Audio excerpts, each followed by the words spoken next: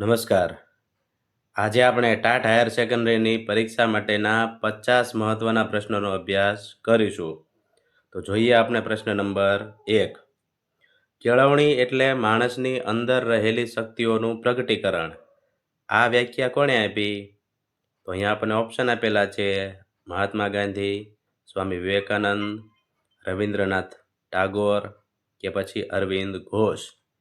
તો અહીંયા એનો સાચો જવાબ છે ઓપ્શન બી, સ્વામી વિવેકાનંદ. સ્વામી વિવેકાનંદ માનતા હતા કે જ્ઞાન માણસમાં પહેલેથી જ છે, શિક્ષકનું કામ માત્ર તેને બહાર લાવવાનું છે. જોઈએ આપણે પ્રશ્ન નંબર 2. કારક અભિસંધાનનો સિદ્ધાંત કોણે આપ્યો? તો ઓપ્શન આપેલા છે: પાવલોવ, સ્કિનર, થોર્નડાઈક કે પછી કોહલર. તો અહીંયા એનો સાચો જવાબ છે ઓપ્શન બી, સ્કિનર. BF સ્કિનરે ઉંદર અને કબૂતર પર પ્રયોગ કરીને પુરસ્કાર અને શિક્ષા દ્વારા શીખવાની પ્રક્રિયા સમજાવી હતી. પછી આપણે જોઈએ પ્રશ્ન નંબર 3. પ્રોજેક્ટ પદ્ધતિના પ્રણેતા કોણ છે? તો ઓપ્શન આપેલા છે: જ્હોન ડ્યુઈ, કિલપેટ્રિક, રૂસો કે પછી ફ્રોબેલ. તો અહીંયા એનો સાચો જવાબ છે ઓપ્શન બી, કિલપેટ્રિક. જ્હોન ડ્યુઈના શિષ્ય કિલપેટ્રિકે લર્નિંગ બાય ડુઈંગના સિદ્ધાંત પર આ પદ્ધતિ વિકસાવી હતી. પછી આપણે જોઈએ પ્રશ્ન નંબર 4. માઇક્રો ટીચિંગમાં એક ચક્રનો કુલ સમય કેટલો હોય છે? તો અહીંયા ઓપ્શન આપેલા છે: 30 મિનિટ, 36 મિનિટ, 45 મિનિટ કે પછી 60 મિનિટ. તો અહીંયા એનો સાચો જવાબ છે ઓપ્શન બી, 30 મિનિટ. તો શિક્ષણની 6 મિનિટ, પ્રતિપોષણની 6 મિનિટ, પુનઃ આયોજનની 12 મિનિટ, પુનઃ શિક્ષણની 6 મિનિટ અને પુનઃ પ્રતિપોષણની 6 મિનિટ, એટલે કુલ 36 મિનિટ થાય. પછી આપણે જોઈએ પ્રશ્ન નંબર 5. RTE 2009 મુજબ પ્રાથમિક શાળામાં વિદ્યાર્થી શિક્ષકનું પ્રમાણ કેટલું હોવું જોઈએ? તો ઓપ્શન આપેલા છે: 30:1, 40:1, 35:1 કે પછી 25:1. તો અહીંયા એનો સાચો જવાબ છે option A, 30:1. Right to education મુજબ 1 થી 5 ધોરણમાં 30 વિદ્યાર્થીએ એક શિક્ષક હોવો અનિવાર્ય છે. પછી આપણે જોઈએ પ્રશ્ન નંબર 6. નવી રાષ્ટ્રીય શિક્ષણ નીતિ એટલે કે NEP 2020 નું માળખું શું છે? તો ઓપ્શન આપેલા છે: 10+2, 5+3+3+4, 5+4+3+2, 8+4+2. તો અહીંયા એનો સાચો જવાબ છે ઓપ્શન બી, 5+3+3+4. આમાં ફાઉન્ડેશનલ, પ્રિપેરેટરી, મિડલ અને સેકન્ડરી એમ 4 તબક્કા છે. પછી આપણે જોઈએ પ્રશ્ન નંબર 7. બ્લૂમની ટેક્સોનોમીમાં કયા 3 પક્ષોનો સમાવેશ થાય છે?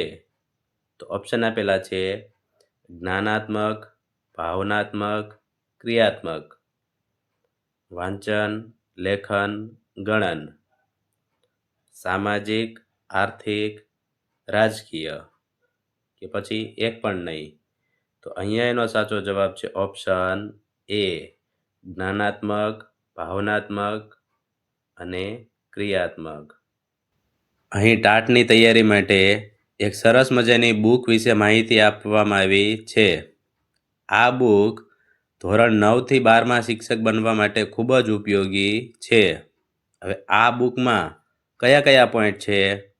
તો શિક્ષણની ફિલસૂફી, વર્ગ વ્યવહાર અને મૂલ્યાંકન, શૈક્ષણિક મનોવિજ્ઞાન, પછી તાર્કિક અભિયોગ્યતા, સામાન્ય જ્ઞાન, ગુજરાતી ભાષા, અંગ્રેજી ભાષા, આવા બધા પોઈન્ટ છે. હવે આ બુક બનાવી છે કોને? તો આ બુક છે નોલેજ પાવર પ્રકાશનની. હવે આ બુકની કિંમત કેટલી છે? તો આ બુકની કિંમત 600 રૂપિયા છે. પરંતુ જો તમારે આ બુક ખરીદવી હોય તો 450માં તમને મળશે. કુરિયર ચાર્જ ફ્રી છે, એટલે કે તમારે કુરિયર ચાર્જ અલગથી ચૂકવવાનો નથી. 450માં તમને ઘેર બેઠા આ બુક મળી જશે. એટલે જો તમારે આ બુક ખરીદવી હોય તો અહીંયા મારું નામ અને નંબર આપેલા છે, તેના પર વોટ્સએપ પર મેસેજ કરજો. નામ સંજયભાઈ જાળિયા અને મોબાઈલ નંબર 9134242864. હવે આપણે જોઈએ પ્રશ્ન નંબર 8. વિદ્યાર્થીની પ્રગતિનું સતત નિરીક્ષણ કરવા કયું મૂલ્યાંકન વપરાય છે? તો આપણે ઓપ્શન જોઈએ: સત્રાંત મૂલ્યાંકન, નિદાનાત્મક મૂલ્યાંકન, રચનાત્મક મૂલ્યાંકન કે પછી સર્વગ્રાહી મૂલ્યાંકન. તો અહીંયા એનો સાચો જવાબ છે ઓપ્શન સી, રચનાત્મક મૂલ્યાંકન. ચાલુ શૈક્ષણિક વર્ષ દરમિયાન લેવાતી કસોટીઓ રચનાત્મક મૂલ્યાંકનનો ભાગ છે. પછી આપણે જોઈએ પ્રશ્ન નંબર 9. શ્રેણી પૂર્ણ કરો. 2, 6, 12, 20, 30 અને પછી પ્રશ્નાર્થ ચિહ્ન આપેલું છે. તો અહીંયા તમે જોશો તો 2 માંથી 6 થયા એટલે કે 4નો વધારો થયો. 6 માંથી 12 થયા એટલે 6નો વધારો થયો. 12 પછી 20 છે એટલે 8નો વધારો થયો. અને 20 પછી 30 આપેલા છે એટલે 10નો વધારો થયો. એટલે અહીંયા તમે જોશો તો અનુક્રમે 4નો વધારો, 6નો વધારો, 8નો વધારો, 10નો વધારો થયો છે. એટલે બેકી સંખ્યામાં વધારો, એક મૂકીને એક સંખ્યા લેવાની. 4નો વધારો, 6નો વધારો, 8નો વધારો, 10નો વધારો, એટલે હવે 12નો વધારો કરવાનો. તો 30માં 12 ઉમેરો એટલે થાય 42. એટલે અહીંયા આપણો સાચો જવાબ થાય ઓપ્શન બી, 42. પિયાજેના મતે મૂર્ત ક્રિયાત્મક તબક્કો કઈ વય મર્યાદામાં જોવા મળે છે? તો ઓપ્શન આપેલા છે: 0 થી 2 વર્ષ, 2 થી 7 વર્ષ, 7 થી 11 વર્ષ કે પછી 11 વર્ષથી વધુ. તો અહીંયા એનો સાચો જવાબ છે ઓપ્શન સી, 7 થી 11 વર્ષ. આ તબક્કે બાળક એ તાર્કિક રીતે વિચારવાનું શરૂ કરે છે, પરંતુ તે માત્ર પ્રત્યક્ષ એટલે કે મૂર્ત વસ્તુઓ પૂરતું મર્યાદિત હોય છે. હવે આપણે જોઈએ પ્રશ્ન નંબર 11. પ્રયત્ન અને ભૂલ દ્વારા અધ્યયનનો સિદ્ધાંત કોણે આપ્યો? તો ઓપ્શન આપેલા છે: પાવલોવ, થોર્નડાઈક, કોહલર કે પછી ગુથરી. તો અહીંયા એનો સાચો જવાબ છે ઓપ્શન બી, થોર્નડાઈક. થોર્નડાઈકે બિલાડી પર પ્રયોગ કરીને સાબિત કર્યું કે જેમ જેમ પ્રયત્નો વધે છે તેમ તેમ ભૂલોની સંખ્યા ઘટે છે. પછી આપણે જોઈએ પ્રશ્ન નંબર 12. માનવ જરૂરિયાતોનો શ્રેણીબદ્ધ સોપાન કોણે આપ્યો?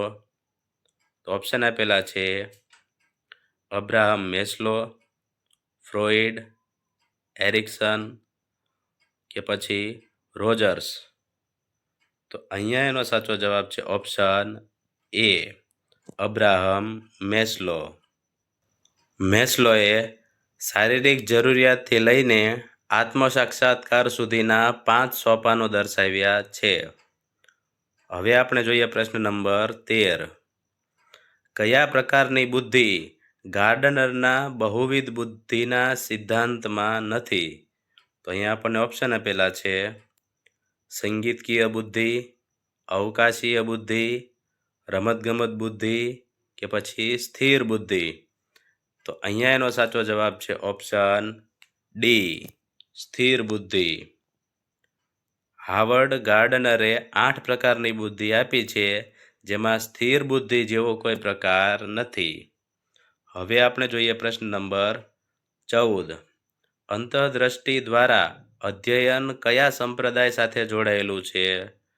તો ઓપ્શન આપેલા છે વર્તનવાદ, રચનાવાદ, સમષ્ટિવાદ કે પછી મનોવિશ્લેષણવાદ. તો અહીંયા એનો સાચો જવાબ છે ઓપ્શન સી, સમષ્ટિવાદ. કોહલરે ચિમ્પાન્ઝી પર પ્રયોગ કરીને સમજાવ્યું કે શિક્ષણ એ છૂટાછવાયા પ્રયત્નો નહીં પણ આખી પરિસ્થિતિને સમજવાની શક્તિ છે. હવે આપણે જોઈએ પ્રશ્ન નંબર 15.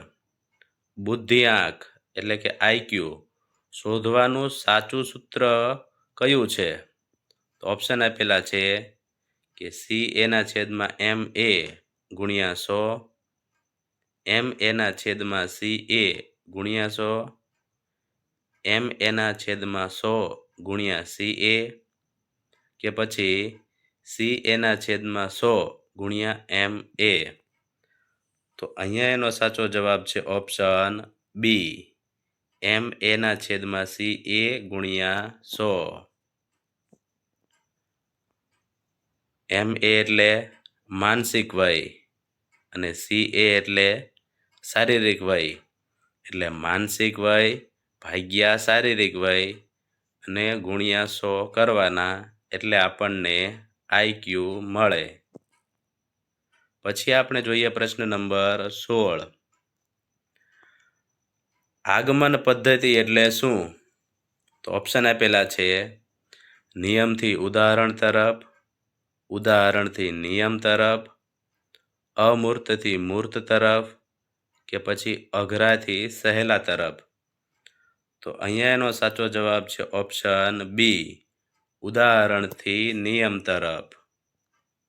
પહેલા વિવિધ ઉદાહરણો આપવા અને તેના પરથી સામાન્ય નિયમ તારવવો એ વૈજ્ઞાનિક રીત છે. હવે આપણે જોઈએ પ્રશ્ન નંબર 17. કિશોરાવસ્થાને તણાવ અને તોફાનની અવસ્થા તરીકે કોણે ઓળખાવી છે? તો ઓપ્શન આપેલા છે સ્ટેનલી હોલ, પિયાજે, વાયગોત્સ્કી કે પછી સ્કિનર. તો અહીંયા એનો સાચો જવાબ છે option A, Stanley Hall. Stanley હોલના મતે આ અવસ્થામાં શારીરિક અને માનસિક ફેરફારો એટલા ઝડપી હોય છે કે બાળક સંઘર્ષ અનુભવે છે. હવે આપણે જોઈએ પ્રશ્ન નંબર 18. બુદ્ધિનો દ્વિઘટક સિદ્ધાંત કોણે આપ્યો હતો? તો ઓપ્શન આપેલા છે થોર્નડાઇક, સ્પિયરમેન, ગિલફર્ડ કે પછી ટર્મન. તો અહીંયા એનો સાચો જવાબ છે ઓપ્શન બી, સ્પિયરમેન. ચાર્લ્સ સ્પિયરમેને બુદ્ધિના 2 ઘટકો જણાવ્યા છે, જી ફેક્ટર એટલે કે જનરલ ઇન્ટેલિજન્સ એટલે કે સામાન્ય બુદ્ધિ અને એસ ફેક્ટર એટલે કે સ્પેસિફિક ઇન્ટેલિજન્સ એટલે વિશિષ્ટ બુદ્ધિ. પછી આપણે જોઈએ પ્રશ્ન નંબર 19. નિદાનાત્મક કસોટી પછી કયા પ્રકારનું શિક્ષણ આપવામાં આવે છે? તો ઓપ્શન આપેલા છે પ્રગતિશીલ શિક્ષણ, ઉપચારાત્મક શિક્ષણ, નૈતિક શિક્ષણ કે પછી વ્યાવસાયિક શિક્ષણ. તો અહીંયા એનો સાચો જવાબ છે ઓપ્શન બી, ઉપચારાત્મક શિક્ષણ. બાળકની નબળાઈ જાણવી એટલે નિદાન અને તેને દૂર કરવી એટલે ઉપચાર. પછી આપણે જોઈએ પ્રશ્ન નંબર 20. ઓપરેશન બ્લેકબોર્ડ યોજના શાની સાથે સંબંધિત છે? તો ઓપ્શન આપેલા છે માધ્યમિક શિક્ષણ, પ્રાથમિક શિક્ષણ, ઉચ્ચ શિક્ષણ કે પછી માત્ર બળ બદલવા. તો અહીંયા એનો સાચો જવાબ છે ઓપ્શન બી, પ્રાથમિક શિક્ષણ. 1986ની શિક્ષણ નીતિ અંતર્ગત શાળાઓમાં લઘુત્તમ સુવિધાઓ પૂરી પાડવા આ યોજના શરૂ કરાઈ હતી. પછી આપણે જોઈએ પ્રશ્ન નંબર 21. GCERT નું વડું મથક ક્યાં આવેલું છે? તો ઓપ્શન આપેલા છે અમદાવાદ, વડોદરા, ગાંધીનગર કે પછી રાજકોટ. તો અહીંયા એનો સાચો જવાબ છે option C, Gandhinagar. Gujarat council of education research and training એટલે કે GCERT રાજ્યમાં પાઠ્યપુસ્તક અને તાલીમનું કાર્ય સંભાળે છે. હવે આપણે જોઈએ પ્રશ્ન નંબર 22. NCERT ની સ્થાપના કયા વર્ષમાં થઈ હતી? તો ઓપ્શન આપેલા છે 1961, 1964, 1953 કે પછી 1986. તો અહીંયા એનો સાચો જવાબ છે ઓપ્શન એ, ઈસવીસન 1961. રાષ્ટ્રીય સ્તરે શિક્ષણની ગુણવત્તા સુધારવા માટે 1 સપ્ટેમ્બર 1961ના રોજ તેની સ્થાપના થઈ હતી. હવે આપણે જોઈએ પ્રશ્ન નંબર 23. ગુજરાતમાં કન્યા કેળવણીને પ્રોત્સાહન આપવા કયો રથ નીકળે છે? તો ઓપ્શન આપેલા છે જ્ઞાન રથ, સાક્ષરતા રથ, શાળા પ્રવેશોત્સવ રથ કે પછી વિકાસ રથ. તો અહીંયા એનો સાચો જવાબ છે ઓપ્શન સી, શાળા પ્રવેશોત્સવ રથ. દર વર્ષે નવા બાળકોના નામાંકન અને કન્યા કેળવણી માટે આ કાર્યક્રમ યોજાય છે. પછી આપણે જોઈએ પ્રશ્ન નંબર 24. NEP 2020માં જીડીપીના કેટલા ટકા શિક્ષણ પાછળ ખર્ચવાનું લક્ષ્ય છે? તો ઓપ્શન આપેલા છે 4%, 6%, 8% કે પછી 10%. તો અહીંયા એનો સાચો જવાબ છે ઓપ્શન બી, 6%. ભારત સરકાર શિક્ષણમાં રોકાણ વધારીને કુલ જીડીપીના 6% સુધી લઈ જવા માંગે છે. પછી આપણે જોઈએ પ્રશ્ન નંબર 25. નિપુણ ભારત મિશનનો મુખ્ય હેતુ શું છે? તો ઓપ્શન આપેલા છે અંગ્રેજી બોલતા શીખવવું, પછી આપેલું છે કે પાયાની સાક્ષરતા અને સંખ્યા જ્ઞાન, રમતગમત વધારવી કે પછી કોમ્પ્યુટર શિક્ષણ. તો અહીંયા એનો સાચો જવાબ છે ઓપ્શન બી, પાયાની સાક્ષરતા અને સંખ્યા જ્ઞાન. ધોરણ 3 સુધીના દરેક બાળકને વાંચતા, લખતા અને ગણિત આવડે તે આનો મુખ્ય હેતુ છે. પછી જોઈએ પ્રશ્ન નંબર 26. ગુજરાતના પ્રથમ મુખ્યમંત્રી કોણ હતા? તો ઓપ્શન આપેલા છે બળવંતરાય મહેતા, જીવરાજ મહેતા, હિતેન્દ્ર દેસાઈ કે પછી ચિમનભાઈ પટેલ. તો અહીંયા એનો સાચો જવાબ છે ઓપ્શન બી, જીવરાજ મહેતા એટલે કે ડોક્ટર જીવરાજ મહેતા. પછી આપણે જોઈએ પ્રશ્ન નંબર 27. સત્યના પ્રયોગો પુસ્તકના લેખક કોણ છે? તો ઓપ્શન આપેલા છે ઝવેરચંદ મેઘાણી, નર્મદ, ગાંધીજી કે પછી ઉમાશંકર જોશી. તો આ તો આપણને ખ્યાલ જ છે કે સત્યના પ્રયોગો એ ગાંધીજીનું પુસ્તક છે. એટલે અહીંયા આપણો સાચો જવાબ છે ઓપ્શન સી, ગાંધીજી.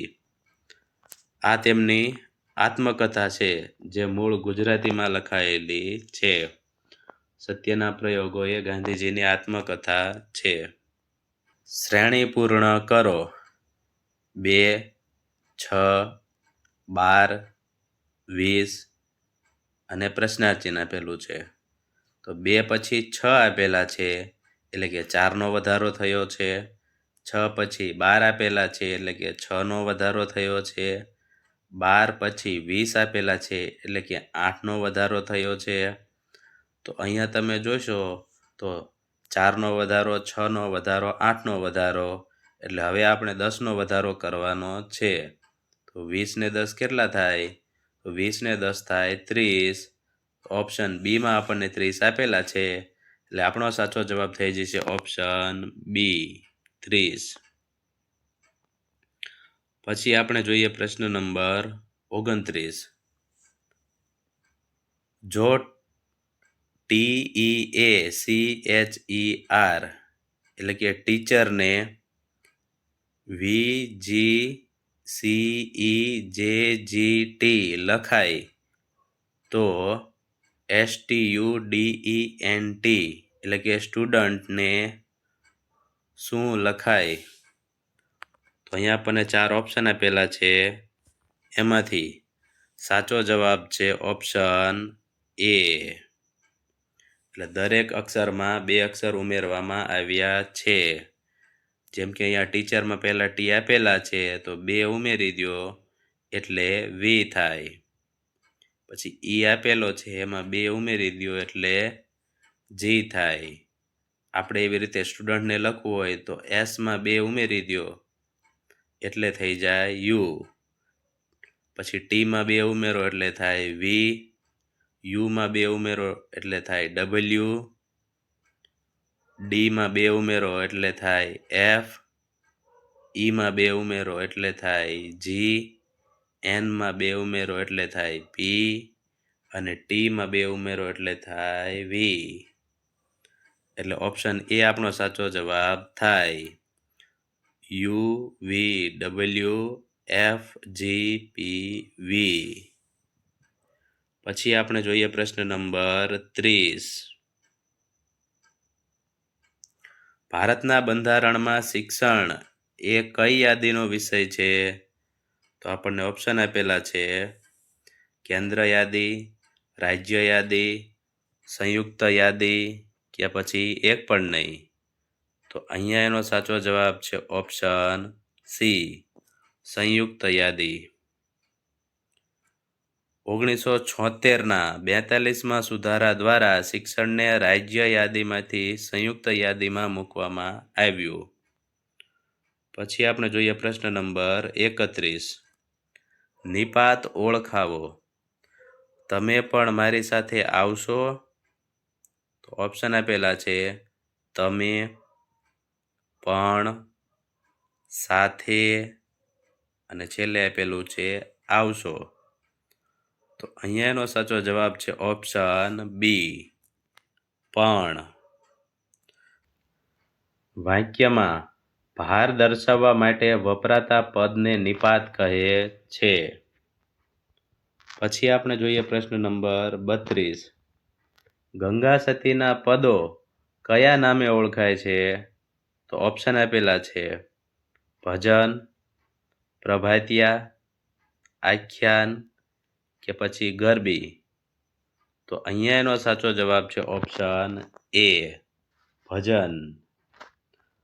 પાનબાઈને ઉદ્દેશીને લખાયેલા તેમના ભજનો લોકપ્રિય છે.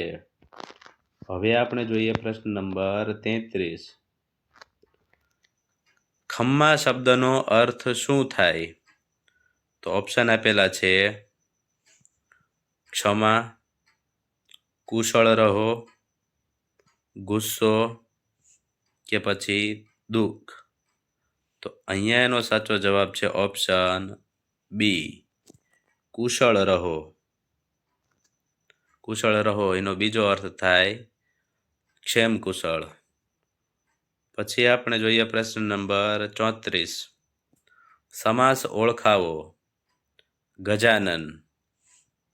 તો ઓપ્શન આપેલા છે દ્વંદ, બહુવ્રીહી, તત્પુરુષ કે પછી કર્મધારય. તો અહીંયા એનો સાચો જવાબ છે ઓપ્શન બી બહુવ્રીહી. ગજ જેવું છે આનંદ એટલે કે મુખ જેનું તે એટલે કે ગણેશ. અન્ય પદ પ્રધાન હોવાથી બહુવ્રીહી.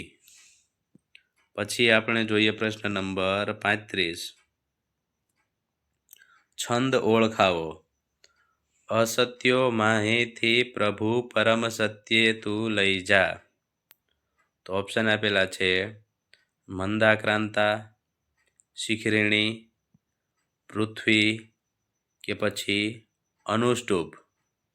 તો અહીંયા એનો સાચો જવાબ છે ઓપ્શન બી, શિખરીણી. તો 17 અક્ષર અને ય મ ન સ ભ લ ગા ગણ બંધારણ.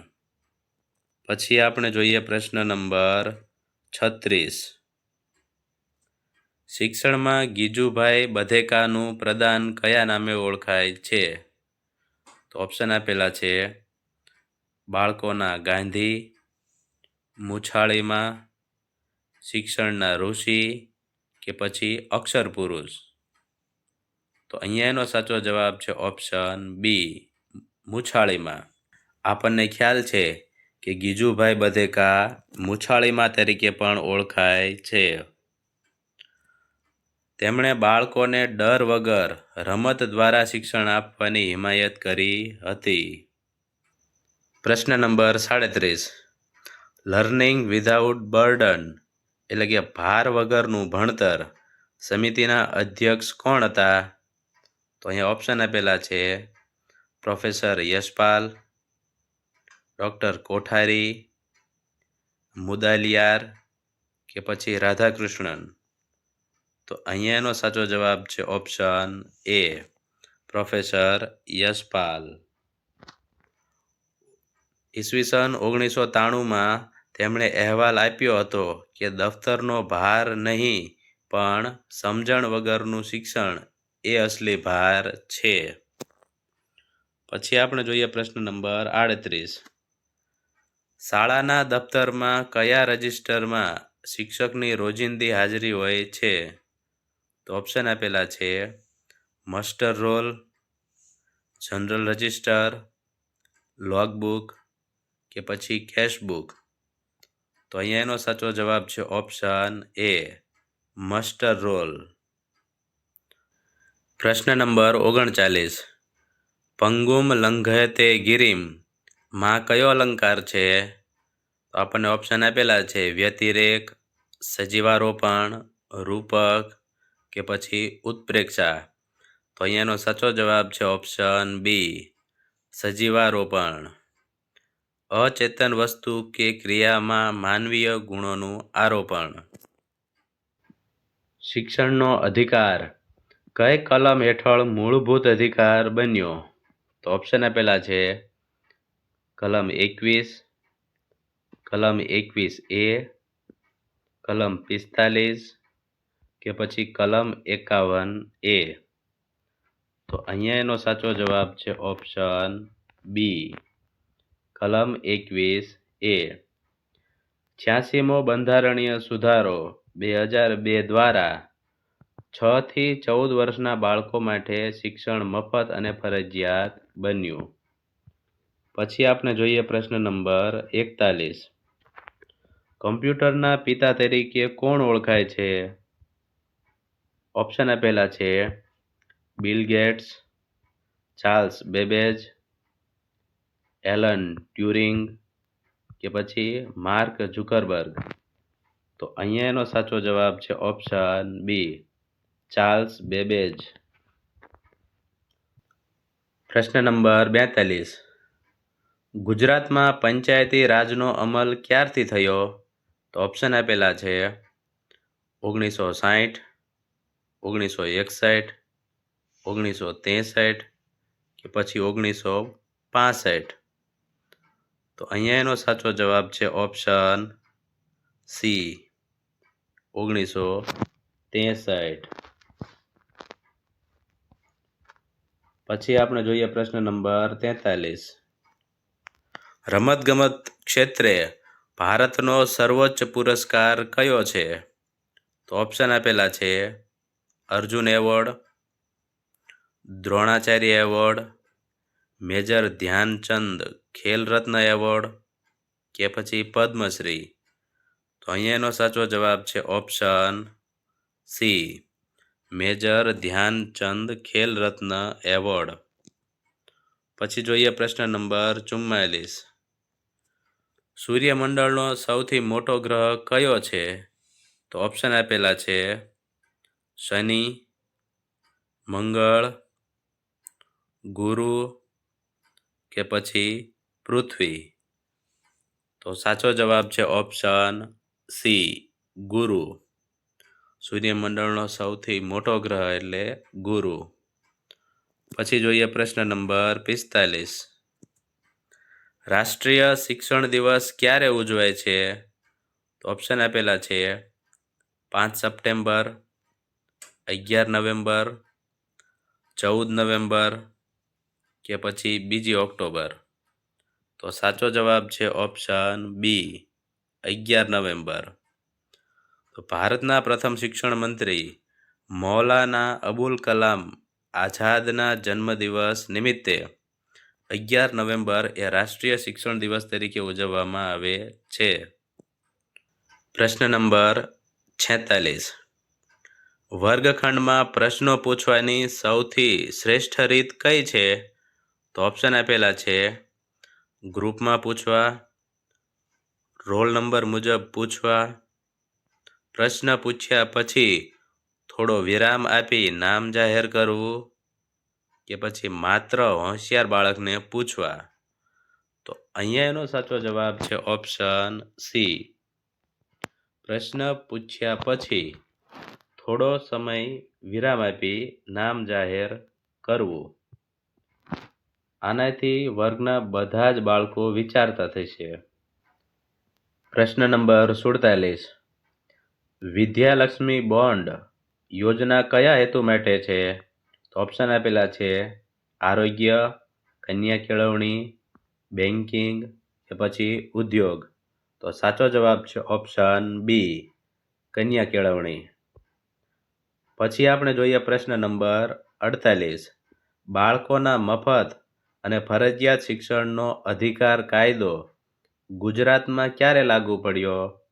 તો ઓપ્શન આપેલા છે 1 એપ્રિલ 2010, 18 ફેબ્રુઆરી 2012, 1 એપ્રિલ 2011 કે પછી 15 ઓગસ્ટ 2010.